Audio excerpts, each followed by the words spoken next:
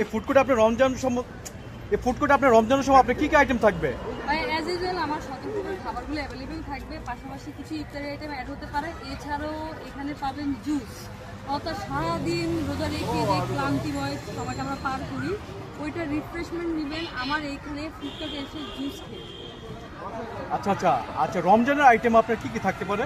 হ্যাঁ, রমজান দেখে ছোলা থাকতে পারে, ছোলা ভুট্টাকে থাকতে পারে, একটা পেঁয়াজও থাকতে পারে, মানে টুকটাক কিছু আইটেম রাখবো। পাশাপাশি আমার মেইন ডিশগুলো থাকবে, আর থাকবে এই যে দেখতে পাচ্ছেন এত জুস আইটেমের ফ্রুটসগুলো, এগুলো জুস থাকবে। রমজানে কয়টা থেকে আপনার দোকান খুলবেন? মানে নর্মালি আমি চেষ্টা করবো যে দুপুরের দিকে খোলা, যাতে ইফতারটা সবাই এখানে করতে পারে।